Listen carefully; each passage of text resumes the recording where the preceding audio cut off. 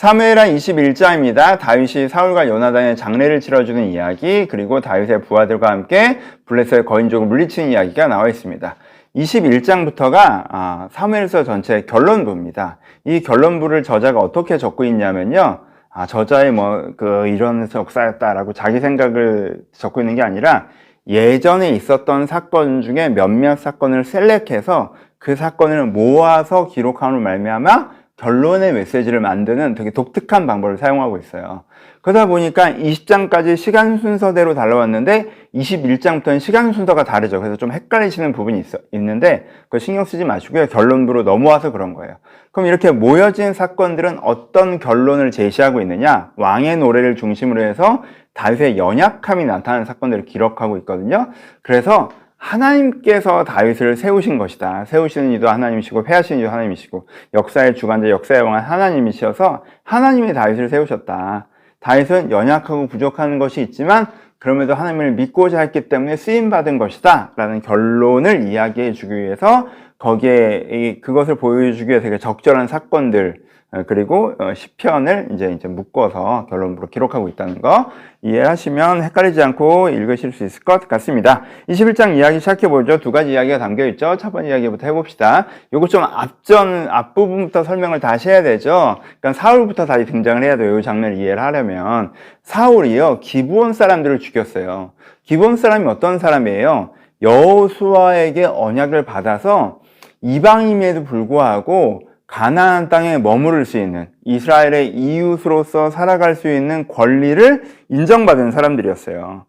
그러니까 이 사람들은 죽이면 안 되는 사람들이었죠. 근데 사울이 정작 죽여야 되는 아말렉 이런 애들은 안 죽여놓고는 우리 사이에 사는 이방인, 그래도 이방인이잖아. 좀 거슬리는 게 있었을 거란 말이야. 그러니까 얘네들을 악마화해서 쟤네들을 죽이는 것이 하나님의 뜻이고 되게 의로운 것을 하는 것처럼 걔네들을 죽였어요. 그러니까는 자기의 의를 포장하기 위해서 자기가 의로운 사람처럼 보이기 위해서 선량한 사람들을 악마화하고 학살한 거예요.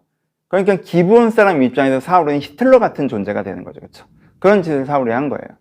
하나님께서 이것을 굉장히 악하게 보셨죠. 그래서 이스라엘에 가뭄을 내리십니다. 보세요. 지금은 다윗이 한데 왜 지금 가뭄이 일어납니까? 그게 어떤 뜻이에요? 사울의 잘못이지만 이스라엘 왕의 잘못이었기 때문에 후임자인 다윗이 이것을 수습했어야 했어요. 근데 다윗이 그것을 수습하지 않고 방치한 부분이 있는 거죠. 그러니까 하나님께서 가뭄을 통해서 명확한 메시지를 주신 거죠. 너희들 기브온에게 정확하게 사과해라. 그들에게 용서를 제대로 받지 않으면 내가 너희들을 축복할 수 없다 라고 하는 메시지를 가뭄을 통해서 주신 것입니다. 그래서 다윗이 기브온 사람들에게 찾아가서 내가 너희들한테 무엇을 해주랴? 해달라는 대로 다 해줄게 라고 얘기를 하는 거죠. 너희들이 당한 억울하고 그런 일들에 대해서 사과한다, 미안하다, 뭐든지 해줄게 라고 했던 기브온 사람들이 우리 돈이나 이런 게 필요하지 않고 우리가 너무 사울 가문에 대해서 이제 적개심 분노가 있기 때문에 사울의 자손 중에 7명의 생명을 달라라고 얘기를 합니다. 이게 참 어려운 그거였어요. 왜냐하면 율법에는 아버지의 죄를 아들에게 묻지 않거든요. 그러니까 기본이 제시한 기준이 틀렸단 말이에요. 근데 야, 니네 그런 방식으로 하면 안 되라고 하기엔 이 사람들은 너무 많은 사람들이 죽었잖아요. 너무 많은 사람들이 내 형제와 가족과 부모와 아이들이 너무 많이 학살당했는데 7명도 안 된다라고 하기 어려운 부분. 그러니까 야, 그냥 사람이 죽었지만 그냥 돈 받고 해. 이렇게 할 수 어려운 부분이 있었던 거죠. 그래서 이게 약간 회색적인 이슈들이 발생하면서 그들의 기준이 존중받죠. 그래서 7명의 사울의 자손을 그들에게 넘기고 그 7명이 이제 죽습니다. 이들도 억울한 죽음을 당한 거죠. 왜냐하면 아버지의 죄를 아들에게 물으면 안 되기 때문에 이들도 억울한 죽음을 당하게 됩니다. 근데 여기서 이상한 상황이 벌어져요. 어쨌든 하나님께서 기본 사람들 해달라는 대로 해줘. 그래야지 가뭄이 끝나라고 하셨단 말이에요. 그래서 해달라는 대로 해줬어요. 근데 가뭄이 안 끝나는 거예요. 그렇죠? 그리고 무슨 장면이 벌어지냐면 가뭄이 안 끝나니까 이 시체들이 그냥 펼쳐져 있었을 거 아니에요. 가뭄이 끝날 때까지는 이 시체들이 그냥 있는 상태니까 누가 나타나냐면 리스바라는 사람이 등장합니다. 사울의 첩이었고 여기 죽은 사람들 중에 리스바의 아들들도 있었거든요. 그러니까 자기 아들들의 시체와 그 7명의 시체를 지키기 위해서 리스바가 와서요, 굵은 베옷을 입고 이제 장례의 태도를 갖는 거죠. 유가족의 태도를 갖는 거예요. 근데 예전에는 죄인의 가족들이 그렇게 할 수 없었던 뭐 그런 게 있었죠. 우리나라도 만약에 효시가 됐으면 자기 가족이 거기서 그걸 할 수가 없잖아요. 하여튼 그런 거였는데, 리스바는 그거 상관없이 자기 아이들의 시체를 지키죠. 그래서 새로부터, 들짐승으로부터 이제 시체를 보호합니다. 되게 안타깝고 비극적인 장면이죠. 이 장면을 보고 다윗이 하나가 떠올랐어요.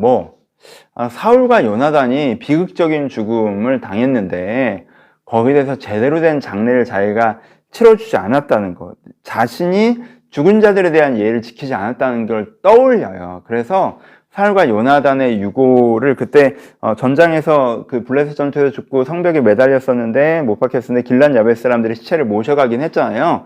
그 유고를 정식으로 가져와서 제대로 된 장례를 치러드립니다. 그런데 그랬더니 비가 내리는 요 이야기가 이어지고 있습니다. 그러니까 요 얘기는 두 가지 맥락에 같이 있죠. 이것 때문에 비가 내렸다는 건 하나님께서 다윗에게 뭘 요구하신 거예요? 묶인 매듭을 풀어내야 된다라고 요구하시는 건데, 묶인 매듭의 하나는 뭐예요? 기브온의 억울함을 풀어내야 되는 거고, 그리고 또 하나는 사울과 요나단의 억울함을 풀어내야 되는 거죠. 그러니까 이게 되게 미묘하죠. 기브온에게 사울과 요나단이 가해자기도 하니까. 어찌됐건 그래서 이제 기브온의 억울함을 풀어주고 사울과 요나단의 억울함을 풀어주는 게 다윗의 역할이었는데, 다윗이 오랫동안 그 묶인 매듭을 풀지 않고 있다가 이 결정적으로는 이 리스바, 가뭄과 리스바를 통해서 이 매듭을 풀어내는 이야기가 나와 있습니다. 그쵸? 두 번째 이야기는 블레셋 전쟁 이야기죠. 그래서 블레셋 거인족은요, 이 거인족들도 어디서부터 등장해요? 모세 때부터 등장하죠. 가데스바네에서 이 사람들을 보고 우리는 메뚜기 떼 같았다라고 했잖아요. 블레셋은 한 족속이 굉장히 체구가 컸단 말이에요. 골리앗도 거기에 속해 있었던 거고. 근데 다윗이 이 족속을 다 때려잡죠. 골리앗 동생도 때려잡고, 그쵸? 그래서 이 족속이 이제부터 이제 큰 흐름이 다 끊어져 버리죠. 그쵸? 괴멸시켜 버린단 말이에요. 그러면 이런 전쟁의 결과를 보면 다윗이 전쟁의 신처럼 보이잖아요. 와, 다윗은 역시 어릴 때 골리앗을 혼자 때려잡더니 나중에 아예 누구도 싸우기를 무서워하는 그 거인족을 괴멸시켜버려서, 야, 다윗은 무시무시한 전쟁의 신이야. 뭐 이렇게 할 수 있는데, 그렇지 않다는 거죠. 다윗은 실제는 어때요? 다윗은 죽을 뻔했어요. 걔네들이랑 싸우다가. 이스비 분노라는 사람한테 죽을 뻔했었는데 아비새가 겨우 살려주고요. 그 다음에도 십부개랑 엘하나니 그들을 도륙하는데 그들의 승리는 가장 결정적인 역할을 했지 다윗이 했던 게 아니라는 거죠. 다윗이 다윗의 부하들의 도움을 통해서 이 전쟁에 승리할 수 있었다는 것을 다시 한번 설명합니다. 그러니까 이 두 이야기는 뭐가 강조점이 있어요? 모두 다윗이 받았던 도움의 강조점이 있습니다. 그래서 이 과거 사건에 있었던 것 중에서 그게 굉장히 중요한 두 얘기를 골라서 여기에 결론도 기록하고 있는 거예요. 그러니까 다윗의 결론을 보면 다윗이 너무 위대한 업적을 이뤘기 때문에 다윗은 너무 지혜롭고 너무 강력하고 와 신적인 존재야 이럴 수 있는데 그게 아니라는 거예요. 다윗은 그렇게 지혜롭지 않게 해야 될 일을 처리 안 하고 미루다가 자기가 풀어야 되는 매듭인지도 모르고 미루다가 가뭄으로 하나님께 얘기해 주셔야 알고, 그리고 그 여자의 모습을 보고서야 자기 형 요나단 장례를 자기가 제대로 안 치렀다는 걸 그때야 다시 느끼고, 그리고 싸우고 나가서 죽을 뻔했는데 아비새가 도와줬었고, 사실 아비새는 다시 그렇게 좋아하는 사람도 아닌데 뭐 이런 일들을 이제 기록을 하고 있는 거죠. 그렇죠? 그래서 다윗이 자기가 대단한 사람이어서가 아니라 그 결론도 다윗이 위대한 사람이어서가 아니라 하나님께서 세우셔서 하나님께서 도우셔서 그럴 수 있었다는 것을 이야기해주고 있습니다. 적용해 봅시다. 몇 가지 해보죠. 그냥 제목만 얘기해보죠. 잘 되면 자기가 잘해서 잘 됐다고 생각하는 사람들이 많이 있죠. 그래서 자기 성공 비전, 성공 스토리 얘기하는데 사실 그가 성공했던 이유의 상당 부분은 행운과 주변의 도움인 경우들도 있죠. 그래서 우리 크리스찬들에게는 또 어떤 고백이 있어요?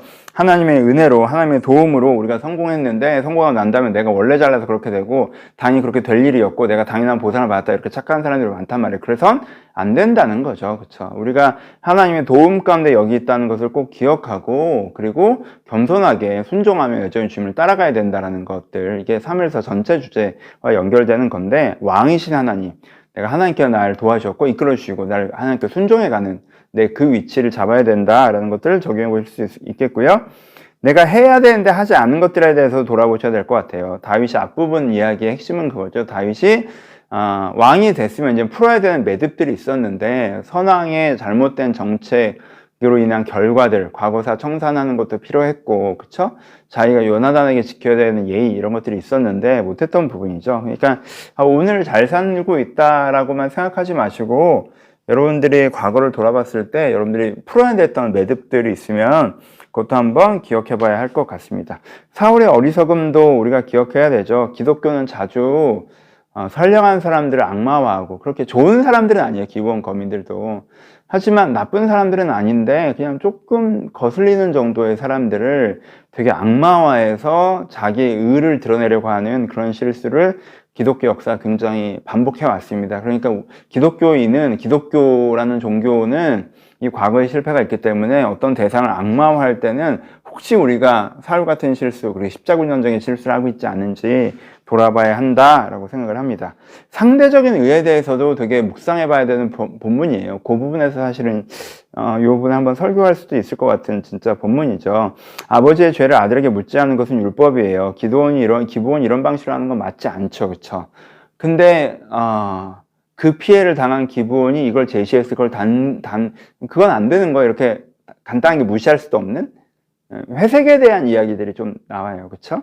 그리고 사울은, 여기서의 사울 가문은 나쁜 가문이죠. 야, 이런 학살자의 집안이고 막 이렇게 하는데, 사울과 요나단의 죽음에 억울함이 있죠. 당연히 받아야 되는 선왕으로서 대우가 있는 거. 거기도 약간 회색의 느낌이 있단 말이에요. 그렇죠? 그러니까 여기서 우리가 뭔가 하나의 정의를 가지고 하나의 맞음을 가지고 다 후드려 까는 거에 대해서 고민을 좀 해보셔야 된다는 거예요. 그렇죠? 이 맞음과 이 맞음이 충돌하는 부분도 있고 그 사이에서 답을 찾아가야 되는 부분들도 있다는 것도 보여주고 있습니다. 본문의 핵심은 다윗의 약간 하나님의 왕대심이 있지만 다양하게 묵상해 볼 부분이 있다고 생각합니다.